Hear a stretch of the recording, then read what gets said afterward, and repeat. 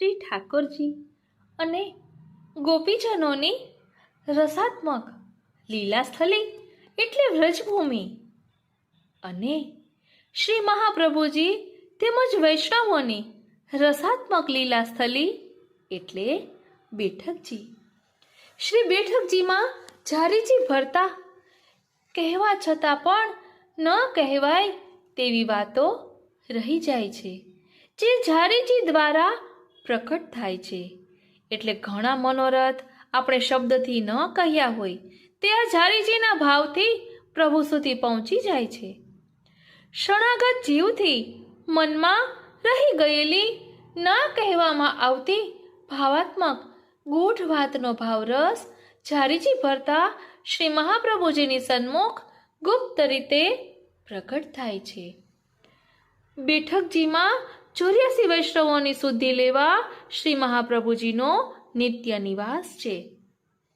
શ્રી બેઠકજીમાં સાનિધ્ય કેળવવું અઘરું છે, પરંતુ રુચિ તો કેળવવાની જ છે.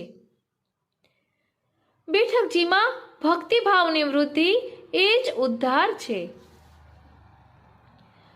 84,252 વૈષ્ણવો સહિત આપનો સમસ્ત પરિકર પુષ્ટિ સુધારસનું પાન કરવા સદા આપની સન્મુખ જ રહે છે અને આપ શ્રીની સેવા ટેલ કરે છે.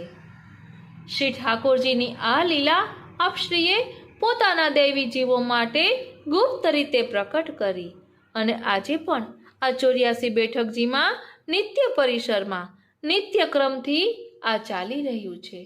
બોલો શ્રી વલ્લભાધીશ કી જય.